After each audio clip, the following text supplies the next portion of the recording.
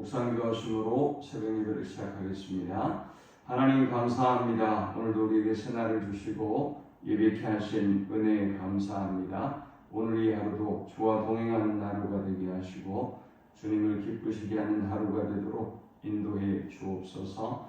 오늘 이 하루도 목자 되신 하나님 앞에 우리의 모든 삶의 문제들을 또 인생의 무거운 짐들을 맡기게 하시고 주의 인도하심을 따라 순종하는 하루 되게 하시고 내 잔이 넘치나이다라고 고백할 수 있는 복된 하루가 되도록 인도하여 주옵소서.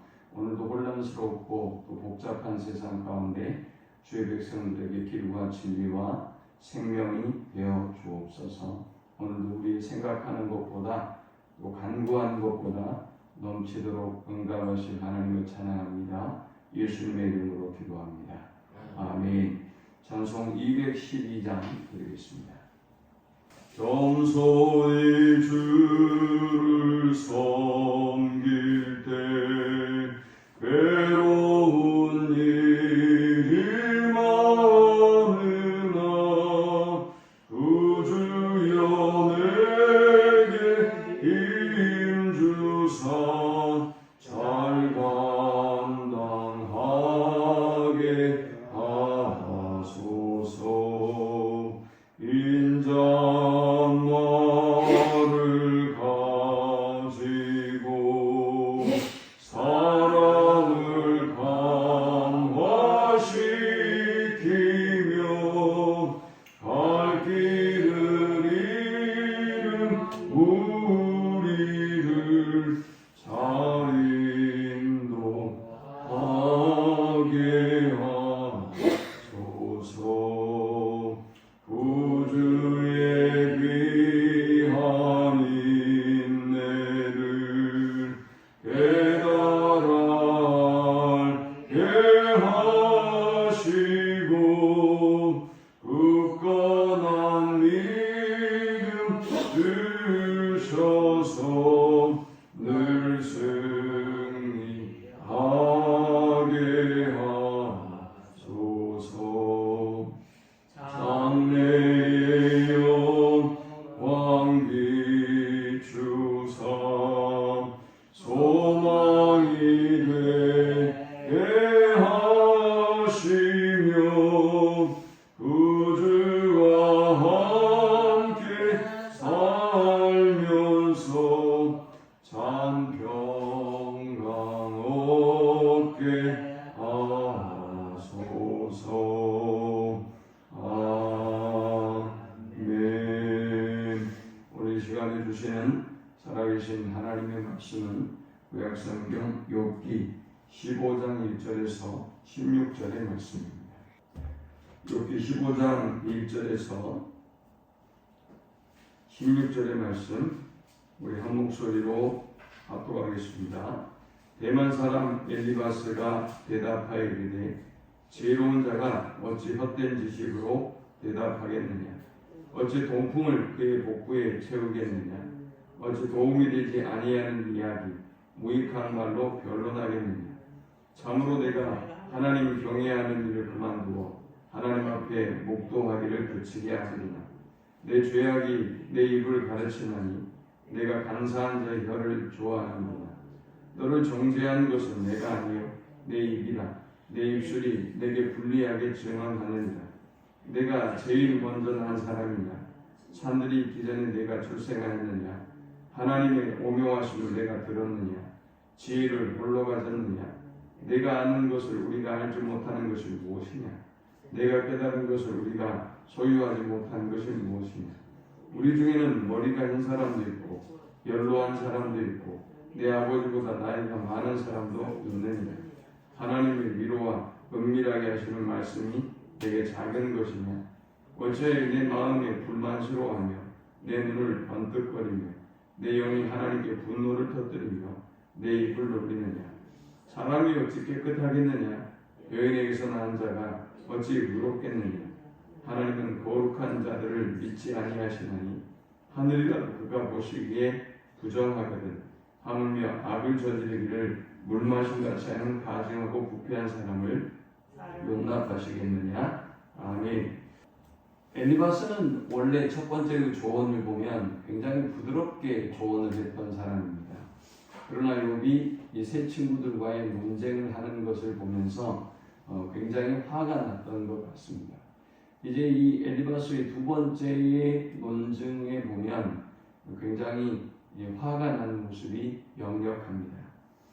지금까지의 모습과는 다르게 첫 번째 증언에서 엘리바스는 자신이 신비로운 영적인 체험을 한 것을 가지고 욥에게 자신의 말의 신적인 권위를 더했어요. 그러니까 내가 이렇게 신비로운 영적인 체험을 했으니 내 말이 옳다라고 조언을 한 것이죠. 지금까지 우리가 살펴봤던 세 친구들은 어떤 사람들이었느냐? 욥을 정말 사랑했던 친구들이죠. 이들이 욥을 알아보지 못할 때에 통곡하고 애곡하고 그리고 말을 하지 못했던 사람들이에요. 그리고 이들의 조언을 보면 이들의 조언이 무조건 틀린 것이 아니라 이들이 상당히 믿음이 좋은 사람이었던 것을 우리가 욥기 42장에 가서 보게 되죠. 하나님이 그들이 잘못했다고 하니까 즉각적으로 회개하고 그리고 번제를 드리러 욥에게 찾아가서 화해하고 하나님께 번제를 드립니다. 이런 일련의 과정을 보면 우리가 이 욥의 친구들을 무조건 나쁜 친구들이다, 이들의 모든 말이 틀렸다라고 보는 것은 굉장한 무리가 있는 것이지요. 그리고 지금까지 우리가 첫 번째까지였던 권면을 보더라도 굉장히 성경적인 또 조언들이 많았음을 볼 수 있습니다. 그런데 오늘 이 엘리바스의 조언을 보면 사뭇 지금까지의 엘리바스나 다른 친구들이 보였던 어떤 모습과는 소발이 조금 흥분하기는 했지만 또 격한 어조로 이야기하기는 했지만 지금까지의 친구들의 어떤 조언의 모습과는 많이 다릅니다. 오늘 본문에 보면 흥분하기도 흥분했지만 이 사람이 지금 욥을 사랑하는 친구인가? 욥을 조언하기 위해서 왔는가? 욥을 정말로 위한 것인가? 라고 하는 질문이 들 만큼 조금 격한 감정도 내용도 격한 내용이 되어버리는 걸 볼 수가 있어요. 우리가 기억해야 할 것은 우리가 다른 사람들을 위해서 조언할 때에 또 혹은 권면할 때 또 가르칠 때 우리가 자존심 싸움이 되어버려서는 안 돼요. 이것이 정말 성경적인가? 이것이 하나님의 뜻인가가 중요한 것이지 내가 그 사람을 이기려고 든다? 뭐 일단 옳고 그름을 떠나서 여러분이 이긴다고 해서 옳은 것도 아니거든요. 그 사람이 이긴다고 해서 옳은 것도 아니지 않습니까? 가장 옳은 것은 하나님이고 하나님의 말씀인데 우리가 하다 보면 괜히 아주 사소하고 단순한 일에 있어서도 고집스럽게 내가 저 사람을 이겨야 되겠다라는 그런 생각이 들 때가 있단 말이죠. 오늘 딱 엘리바스가 그런 처지에 있습니다. 욥은 지금까지 뭐라고 했죠? 나는 무죄하다라고 주장하면서도 자기의 생일을 저주하기도 하고 얼른 자신을 하나님이 취해 주시기를 또 열망하기도 했고 또 욥은 나는 죄가 없는데 하나님이 이렇게 하시니 하나님이 도대체 왜 나에게 이런 고통과 아픔을 주시는지 난 이해할 수가 없다. 하나님에 대해서 이렇게 이제 항변했단 말이죠. 그러니까 우리가 경험하는 삶의 현장에서 이런 모습하고 똑같은 거죠. 여러분들이 뜬금없이 나는 잘못한 게 없는데 하나님이 왜 나에게 이런 일을 하는 거예요? 하나님이 잘못한 거예요. 이건 하나님이 책임지셔야 할 일이다라고 여러분 중에 한 사람이 주장하고 이야기하면 어떻겠어요? 그럼 그 사람은 100% 나쁜 사람이죠. 하나님은 의로우신 분이고 하나님이 그 사람에게 실수할 존재는 아니잖아요. 그런데 지금 욥이 딱 이렇게 하고 있는 거예요. 이런 욥을 엘리바스가 보고 얼마나 분노했겠습니까? 자, 이제 우리는 이 엘리바스의 두 번째 조언을 통해서 세 가지 영적 교훈을 얻을 수 있습니다. 이 본문이 주는 첫 번째 영적 교훈은 정죄를 삼가하라 하는 것입니다. 처음에는 부드러운 어조로 얘기했던 이 엘리바스가 다른 친구들에게 하는 욥의 어조를 보고 굉장히 화가 많이 났어요. 엘리바스는 지금까지 욥이 내뱉은 모든 말들은 동쪽에서 불어오는 뜨겁고 그리고 숨이 막히는 바람처럼 헛되고 무익한 것에 불과하다라고 이야기합니다. 그리고 욥 너를 정죄한 것은 우리가 아니라 내가 아니라 너 자신의 가벼운 입이다. 너 자신이 함부로 이야기하는 그런 모습이 바로 너의 죄고 그것이 너가 죄인이라는 증거다라고 이 엘리바스가 반박합니다. 그런데 우리는 여기서 엘리바스에 대해서 두 가지 의문을 가져볼 수 있어요. 지금 엘리바스는 욥의 고통에 대해서 이해를 제대로 하고 있느냐예요. 첫 번째. 위로하러 지금 왔잖아요. 제가 욥기서를 강의하면서 계속 말씀하고 있듯이 병실에는 신학이 없다. 제가 그런 얘기 했잖아요.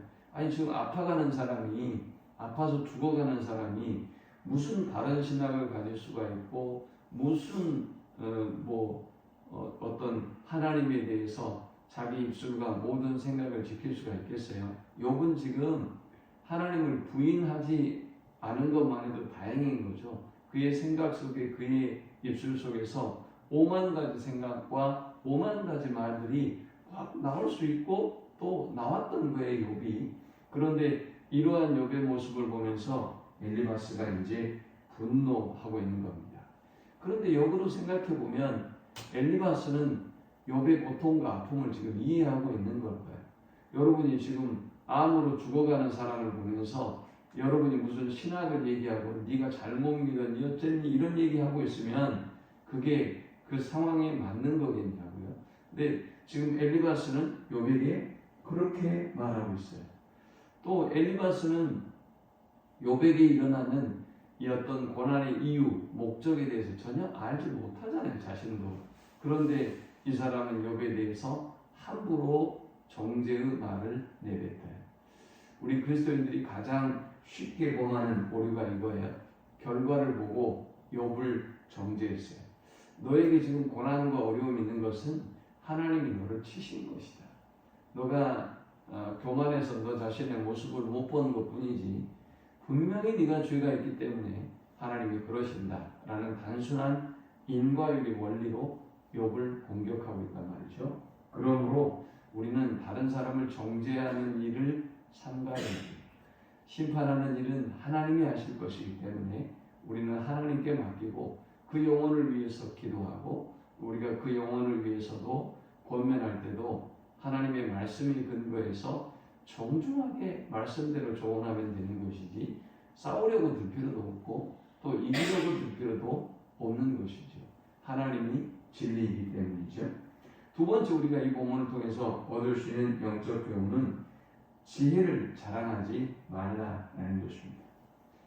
본문에서 참 특이한 것은 엘리바스가 이성을 잃고 이 사람이 이 분노에 휩싸여서 도대체 무엇이 진리인지에 대해서도 분간하지 못하고 함부로 오히려 말을 내뱉는 어리석음을 보입니다. 10절에 보니까 뭐라고 얘기하느냐. 우리 중에는 머리가 흰 사람도 있고 연로한 사람도 있고 내 아버지보다 나이가 많은 사람도 있느니라 했습니다. 욥에게 엘리바스가 말하기를 네가 알고 있는 건 다 안다라고 이야기합니다. 그러니까 우리가 너만큼 지혜 있다라는 얘기죠. 그러면서 뜬금없이 이야기하기를 우리 중에 머리가 흰 사람도 있고 나이가 많기를 너 아버지 뻘 되는 사람도 있다.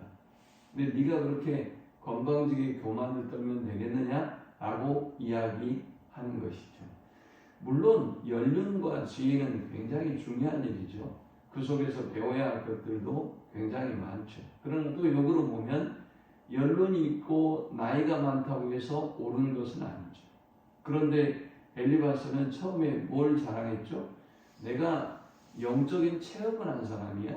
그러니 네가 이전에 완전하고 하나님을 경외하고 그리고 동방에서 훌륭한 사람이라고 인정을 받았지만 내가 너한테 조언할 만한 충분한 권위가 있는 사람이야 라고 주장하고 첫 조언을 시작했단 말이죠. 그런데 오늘 두 번째 조언에서는 내가 나이가 몇이냐, 너 아버지 뻘 되는 사람들도 우리가 조언하는 사람들 중에 있는데 네가 그렇게 건방지게 우리의 조언을 듣지 않으면 되겠느냐 라고 얘기하고 있어요. 지혜를 자랑하고 있고 나이를 자랑해서 오히려 욥에게 듣도록 만들려고 하는 것이죠. 근데 이 나이라고 하는 것이 사실은 굉장히 중요한 기준이고 배워야 될 중요한 기준이기도 하지만 이것이 옳다고 말할 수 있는 것도 아니고요. 나이가 많다고 해서 올바른 믿음을 가지고 있는 것도 아니고 하나님의 뜻을 분별할 수 있는 것도 아니라는 말이죠. 그런데 엘리바스는 헛된 지혜와 나이를 자랑하고 있어요. 아니 지금 욥을 위로하고 권면하고 세워야 될 사람이 무엇 때문에 나이를 자랑하는 것일까요? 너 틀렸다 라는 것이죠. 넌 잘못됐다. 내가 보니 너는 문제가 있다. 이 얘기를 하려고 자꾸 나이를 이야기하고 자신의 지혜를 이야기하는 거예요. 여러분 우리가 자랑해야 될 것은 하나님의 말씀이고 하나님의 뜻이지 내 생각이 아니에요. 내 생각이 옳고 네 생각이 틀렸다의 문제가 아니라 내가 연륜이 있고 나이가 있고 경력이 있고 네보다 나으니 뭐 이런 주장을 한다고 무슨 의미가 있냐 말이죠. 우리는 우리의 지혜를 자랑하지 말고 오직 하나님의 지혜를 자랑하는 그런 삶을 살아야 될 줄 믿습니다. 마지막 세 번째는 하나님의 이름을 망령되이 일컫지 말라라는 것입니다. 11절부터 보면 마치 엘리바스는 자신이 하나님이냐 되는 것처럼 또 하나님의 편에 서서 이렇게 욥에게 권면하고 또 조언을 하는 것을 봅니다. 욥의 탄식과 항변 그리고 죽음과 같은 어떤 고통, 그의 몸부림 이런 데는 안중에도 없고요. 이전에 14장에서 욥이 무슨 얘기를 합니까? 나를 차라리 무덤에 내버려 두세요. 하나님 왜 저에게 이럽니까? 저를 향한 관심을 꺼주세요. 저에게 제발 그리고 하나님의 진노와 심판이 지나가면 그때 저를 불러주시고 그때 저를 건져주세요 라고 이야기한단 말이죠. 욥이 그만큼 고통스러운 상황에 있어요. 그런데 엘리바스는 욥이 당하는 그 고통의 원인, 이유도 알지 못하고 그 고통의 크기 또한 전혀 체감하지 못한 이런 사람이 아주 간단하게 하나님은 높으시고 너는 낮은 존재이고 하나님은 옳고 모든 인간은 죄인이니 네가 잘못됐어 라고 일방적으로 욥에게 이야기한단 말이죠. 하나님이 지금 엘리바스가 말한 건 다 맞아요. 하지만 엘리바스가 알고 있는 모든 것이 사실 모든 것은 아니잖아요. 하나님이 알고 있는 모든 지식, 하나님의 지혜와 경륜은 아니지 않습니까? 그래서 우리가 마치 내가 하나님의 입장에서 내가 하나님인 것처럼 엘리바스처럼 이야기하고 말하는 것은 매우 위험한 일이다. 그래서 이건 잘못하면요, 교인들 중에 그런 사람 더러 많아요. 자기 얘기를 하면서 하나님의 이야기를 하는 것처럼, 자기가 하나님인 것처럼, 자기 주장을 펼치면서 하나님의 말씀을 인용하고 하면서 그것이 옳으냐 이렇게 말하는 사람들이 있는데요. 매우 위험한 것이죠. 그런데 우리가 사실 성경을 알고 하나님의 뜻을 알면 알수록 어떻게 돼요? 더욱더 겸손해질 수밖에 없어요.